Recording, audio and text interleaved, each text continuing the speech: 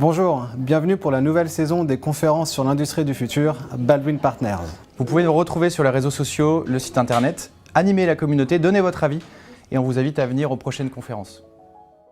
Bonjour à tous, Vincent Delacour. Bonjour Jean-Baptiste Bernico. Donc on va vous présenter IDEA. Alors déjà, on va faire une présentation à deux voix. Je vais vous présenter IDEA, ce que fait IDEA pour que vous nous connaissiez un petit peu plus. Et puis après, Jean-Baptiste présentera de manière plus précise les sujets innovation que l'on déploie aujourd'hui. Si tu peux avancer, Laurent. Donc le groupe IDEA, c'est un acteur de la logistique industrielle. On cherche à aider nos clients à être plus performants sur tous les sujets de logistique et supply chain. Ça va aussi sur des problématiques d'emballage et puis de transport, puisqu'on maîtrise ces métiers-là aussi. Si tu peux avancer. Merci. Donc voilà, ça, c'est les différents métiers qu'on est capable d'opérer. Le principal, évidemment, il est au milieu, c'est les opérations logistiques avec le petit chariot que vous avez en logigramme. Mais pas que.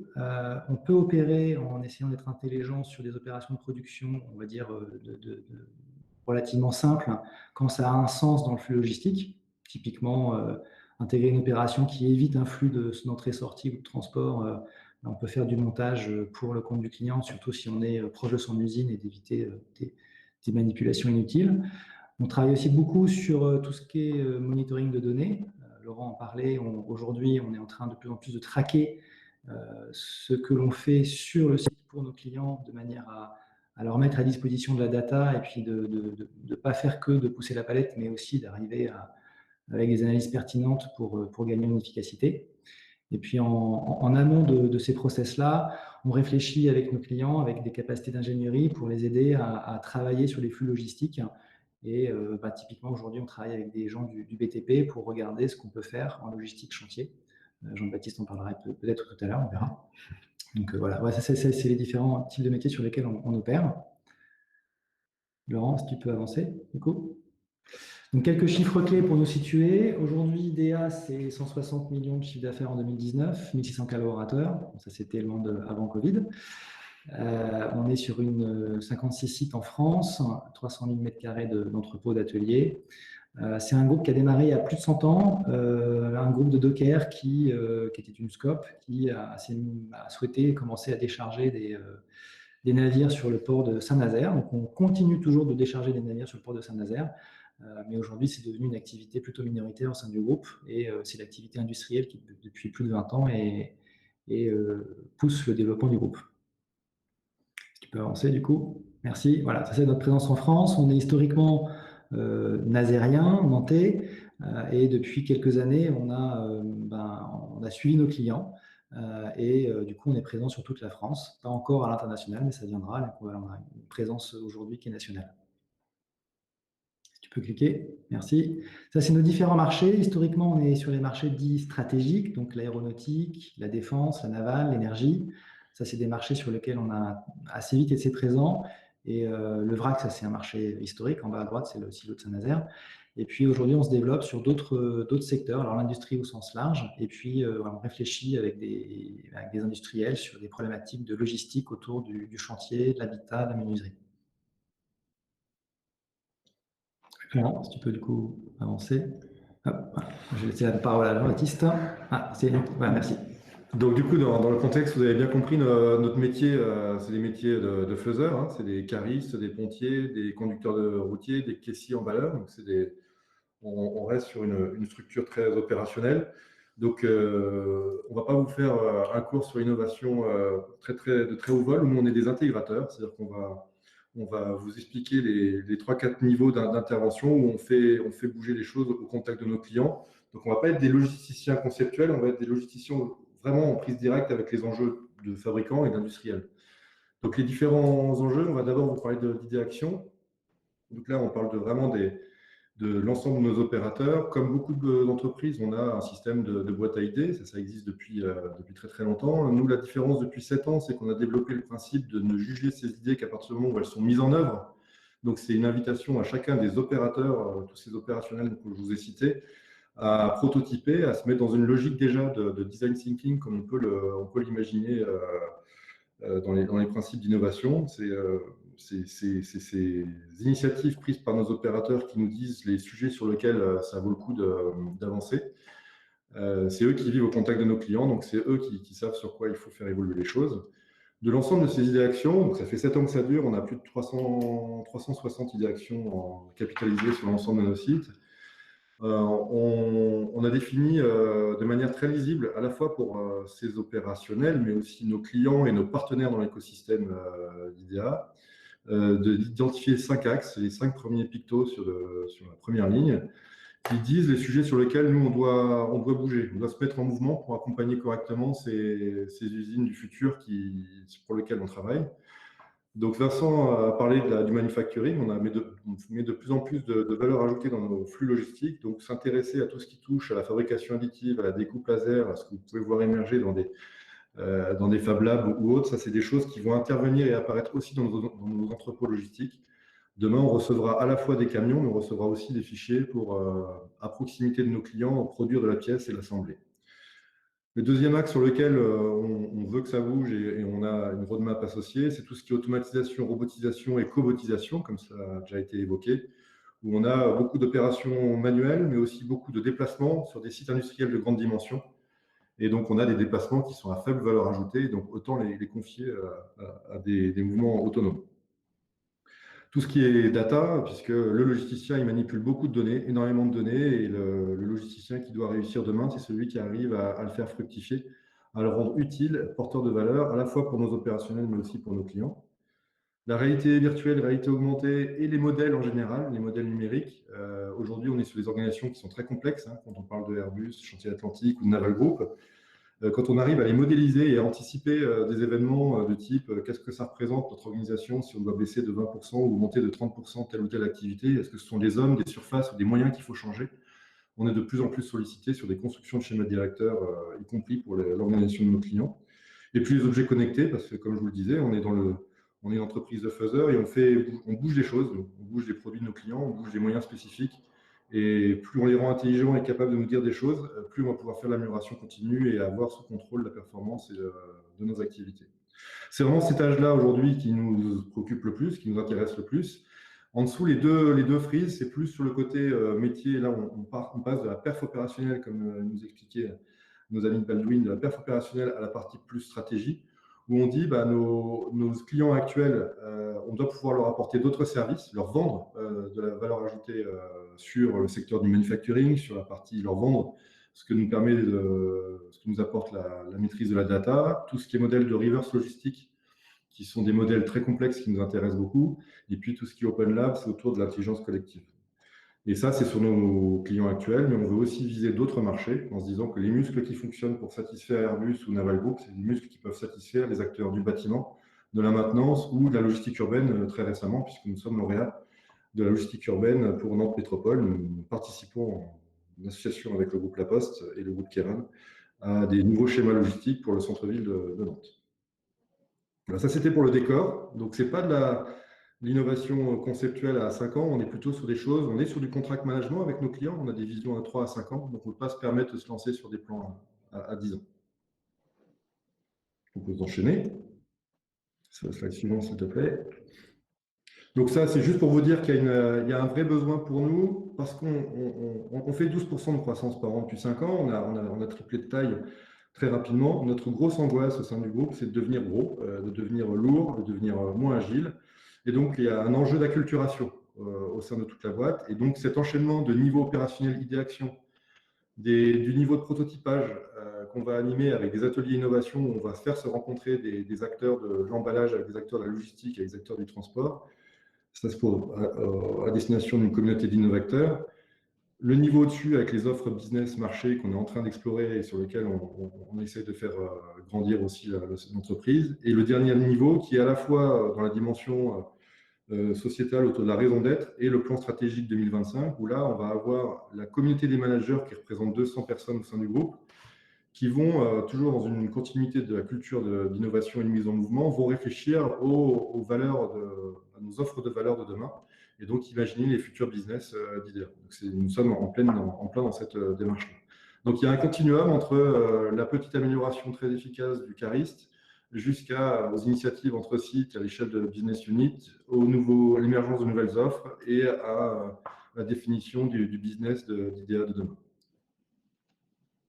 C'est le slide suivant. Juste quelques illustrations, je ne vais pas tous vous illustrer, rassurez-vous. Je vais juste en prendre deux pour vous montrer la dimension modèle économique, comment on rend autonomes les gens dans leur capacité à prendre une initiative. Je me permets de te couper. Est-ce que tu pourrais donner quelques chiffres avec les deux exemples que tu as choisis et si possible, une notion de rentabilité? Oui, très bien. Donc sur le premier exemple, je vous parlais d'une idée d'action toute simple qui a été mise en œuvre et on n'était pas au courant et c'est tant mieux. C'est des opérateurs qui s'occupent de la peinture des moteurs MAN diesel. C'est des moteurs qui sont de très grande taille, 360 tonnes.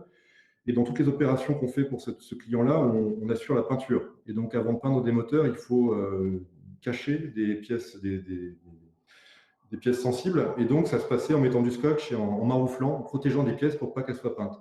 Ces opérations qui duraient 2h30 sur des nacelles avec des expositions au risque assez importantes. Et 2h30, les gars se sont débrouillés tout seuls comme des grands à contacter sur Saint-Nazaire un acteur de la fabrication d'impression 3D et qui nous a fait des caches correspondant à l'ensemble de la diversité des produits qu'il fallait masquer. Et donc, on est passé de 2h30 à 10 minutes. Et c'est des choses qui sont réutilisables, réimprimables à la demande. Et c'est un enjeu qui représente 80% de productivité sur cette tâche. Et c'était très simple. Là aussi, pas de chaîne de décision, initiative propre de l'équipe, une petite équipe de 6 personnes. Et les résultats étaient tout de suite garantis. C'était à peu près 35 000 € de gains par an. La deuxième partie, là, c'est un modèle un petit peu plus compliqué, mais je trouve que c'est une histoire intéressante et qui fait plaisir et au DAF d'IDEA et au DAF de nos clients. Le magasin robotisé. Vous vous mettez dans un entrepôt logistique IDEA et on est sur la pièce aéronautique, c'est-à-dire que vous avez des grandes diversités de pièces, donc des magasins conventionnels qui occupent une très grande surface et vous avez très très peu de picking rapporté à chacune de ces pièces-là parce qu'on n'est pas sur des cadences automobiles, hein, donc on n'utilise pas toutes les pièces tous les jours. Et donc vous avez le poids du déplacement des opérateurs pour aller faire un picking qui est très très lourd, qui pèse 70% du temps consacré à faire du picking. Donc le principe du goods to man, d'avoir des robots qui viennent chercher les étagères pour les amener à un opérateur qui reste à une station de préparation, c'est multiplier par 2 la capacité de nombre de picking par heure. Donc c'est vraiment une productivité qui est directe. C'est aussi de la compacité, parce que du coup on va pouvoir diminuer l'emprise des magasins en diminuant le nombre d'allées où circulent nos gars, puisque les robots passent sous les étagères. Et puis c'est aussi de la fiabilité, ce qui dans le domaine de l'aéro est un sujet important, puisqu'on va pouvoir, à l'usage, et ça c'est l'idée aussi de nos opérateurs, avoir un pointeur laser qui indique sur l'étagère là où il faut prendre pour être sûr qu'on a piqué la bonne pièce, donc moins de pression mentale.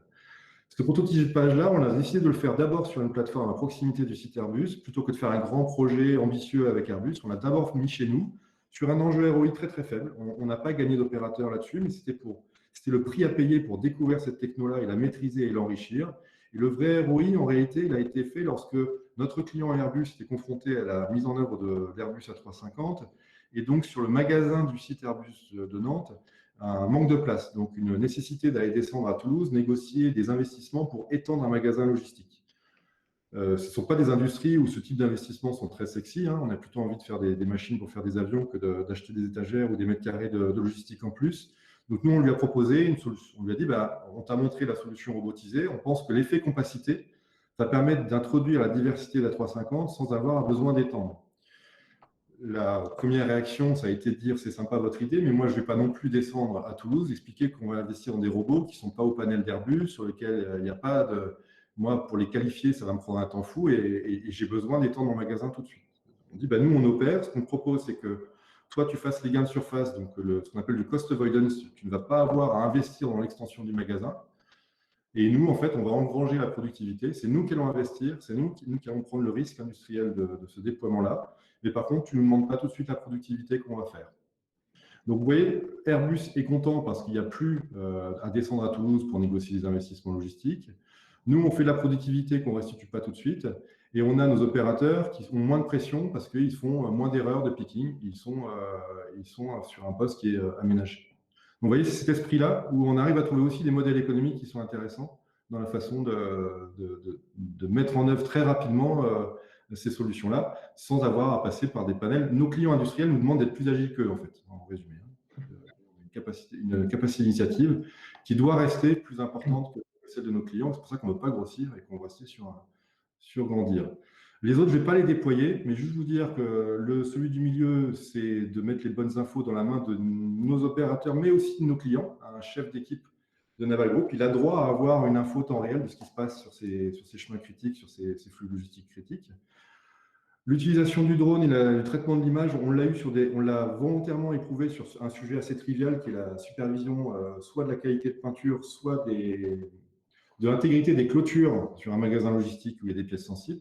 Donc c'est un drone qui se balade et qui arrive à déceler, en prenant des photos, s'il y a un trou dans la clôture ou pas. Donc ça, c'est l'apprentissage de l'acculturation autour de ce que c'est que l'IA et le traitement de l'image. On l'a fait à travers ce prototypage-là. Le simulateur, c'est de dire les pilotes d'avion, ils ont le droit d'atterrir et de décoller 1000 fois en virtuel avant d'avoir le plaisir d'embarquer des passagers. Nos opérateurs qui manipulent des tronçons d'avion qui valent un petit peu d'argent, ils ont le droit aussi de s'entraîner dans des environnements virtuels. Donc, on a réussi à mettre en œuvre un simulateur sur les manutentions à Airbus et Nazaire. Et le dernier, que je trouve assez chouette parce qu'il nous a complètement échappé, et c'est vraiment les opérationnels qui se sont débrouillés comme des grands, c'est sur des silos, vous avez des risques d'incendie liés aux poussières de grains. Et donc, en partie supérieure, il y a un compresseur qu'il faut surveiller régulièrement parce que si ça s'encombre, et ben c'est là que le risque d'incendie survient. Donc, plusieurs montées et descentes dans ces grands silos. Ben, ils ont eu l'idée de mettre un capteur sur l'arbre du compresseur en disant s'il passe en dessous d'une certaine vitesse de rotation, je reçois un SMS sur mon téléphone et je peux aller vérifier ce qui se passe. Donc ça, c'est vraiment l'objet connecté au service du confort de nos opérationnels. Vous voyez, là, j'ai volontairement décrit des choses assez triviales, parfois un peu plus évoluées, mais très triviales. Et ça, c'est vraiment par ça qu'on commence, parce que c'est là que la culturation commence. Et le droit à prendre des initiatives, le droit à engager des innovations. Slide suivant. Après, on a des sujets dits stratégiques, parce que ça, c'est bien gentil ce qu'on vous dit, mais quand on commence à avoir des sujets où, sur un temps de 3 ans, il y a quand même un peu plus d'argent à sortir, ça vaut le coup de pouvoir identifier des sujets dits stratégiques, où là, on sait qu'on va mettre de l'argent, pas toujours avec des ROI au rendez-vous localement, mais on se dit, si on n'a pas le ROI, par exemple, je vous prends le cas du moyen autonome, le deuxième, moyen autonome indoor-outdoor, on est sur un moyen qu'on veut rendre autonome de l'intérieur d'un magasin logistique, à sortir de ce magasin logistique, déambuler sur une route en coactivité avec des voitures, des vélos, des piétons, des camions en double fil, et re-rentrer dans une unité de production et pouvoir déposer de manière autonome une charge logistique de type palette ou rôle. Si on dit que ce sujet-là, à l'échelle de nos activités, ça a du sens au-delà même d'Airbus, c'est-à-dire que si on n'a pas le ROI sur le déploiement direct à la fin de l'année sur le site Airbus de Nantes, mais qu'on a la conviction que ça a du sens à l'échelle de Naval Group, General Electric, Manitou ou d'autres, on s'est dit qu'on va appuyer ce déploiement-là, on va travailler avec un partenaire qui va lui aussi faire des efforts, et on est sur une roadmap où on ne va pas se limiter au seul ROI local, on va donner de l'oxygène en donnant un ROI à l'échelle du groupe. Et là, évidemment, on ne peut pas laisser nos opérateurs tout seuls prendre des initiatives, il faut qu'on les aide. Donc, moi, mon boulot en termes d'innovation, vous l'avez compris, c'est surtout pas inhiber et brider les gens de terrain, et plutôt leur donner de l'oxygène quand il y a des petits frottements ou des convictions qui, localement, demandent d'avoir un peu plus de hauteur ou de demander des schémas de financement ou de prise de décision plus conséquents, avec l'appui de mon camarade DAF. Je ne détaille pas les autres solutions. Je pense que dans le cadre des échanges de questions-réponses, on pourra revenir. Il y a juste ça vous montre les enjeux pour nous, logisticiens. C'est la géolocalisation. L'effet Covid nous a donné malheureusement beaucoup de raisons. C'est tout ce qui est formation. Envoyer des gens de l'aéro aujourd'hui dans les secteurs de la navale ou de la défense, ça devient un enjeu important si on veut conserver les emplois et les compétences de nos gars. Et on voit qu'aujourd'hui, c'est un vrai enjeu de rendre l'intégration plus rapide de nos opérationnels sur le terrain. Et donc là, on sait que le digital va pouvoir nous aider. Les modélisations, il est évident que tous les scénarios de reprise d'activité de l'aéronautique dans quelques mois, ça donne lieu à quelques équations un peu complexes qui font des cheveux blancs à pas mal de monde. Et donc, pouvoir y travailler et être partie prenante avec nos clients, c'est un enjeu important. Et enfin, la pipeline, c'est de dire sur des métiers traditionnels comme la réalisation de caisses en bois, c'est des métiers qui sont très attaqués en termes de marge. Ben, si on peut créer de la robotisation pour restaurer des marges sur ce marché-là, ben, on est sur un sujet structurant qui a du sens. Voilà. On en vient à la conclusion, si tu veux bien. Donc, vous l'avez peut-être compris, donc, comme on est des faiseurs et que ça se fait beaucoup sur le terrain, quand on a proposé de créer une entité innovation, je dis bah, OK, mais par contre, je veux que ce soit un pôle innovation qui a zéro budget et très très peu d'équipes. J'ai eu par le passé le plaisir de travailler dans des grandes structures et je souhaitais vraiment qu'on laisse les business units, les sites, en complète responsabilité de l'idée, des premières initiatives incarnées par les idées actions jusqu'aux décisions d'y aller. Et c'est à eux de se responsabiliser sur le démarrage et jusqu'à la fin, la mise en œuvre. Pour éviter l'effet c'est quoi votre truc c'est quoi votre truc que vous connaissez tous lorsque vous êtes opérationnel et qu'il y a quelqu'un qui vous explique comment il faudrait changer votre métier. Et puis le ROI, je l'ai déjà un peu détaillé, mais il n'y a pas que le ROI local. Parfois, il faut aussi se donner de l'oxygène et être un peu plus visionnaire. Au-delà des purs sujets financiers, on peut par exemple avoir des sujets de sécurité qui ne sont pas forcément tangibles ou alors en termes de prime d'assurance, mais qui ne sont pas forcément tangibles en termes de ROI et qui sont importants à prendre en compte aussi. Quand on parle des manipulations d'objets lourds, si on peut éviter d'avoir des accidents mortels à côté, ce ne sera pas dans le ROI, mais c'est un sujet qui est vraiment très important.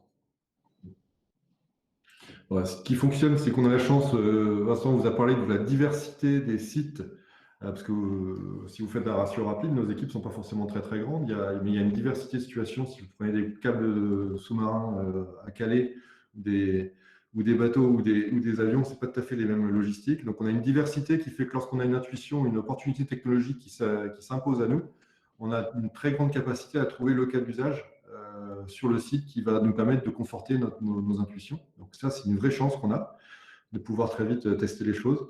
On a globalement dans la région un écosystème qui est quand même terrible. Hein. Il y a tout ce qu'il faut, des jeunes entreprises, des moins jeunes, mais il y a toutes les possibilités de trouver des solutions techno. Le comment n'est pas un problème dans notre région. Et la culture d'initiative des équipes avec en plus, donc ça c'est aussi la culture des idées actions et l'envie de se réaliser en se prenant en main et en bricolant des choses. Et avec en plus, depuis qu'on a développé la démarche RSE, on a trouvé une vraie résonance dans nos équipes qui auparavant savaient très très bien justifier une initiative d'un point de vue productivité, sécurité ou qualité, et qui désormais savent très très bien le valoriser aussi d'un point de vue enjeu sociétal et enjeu environnemental.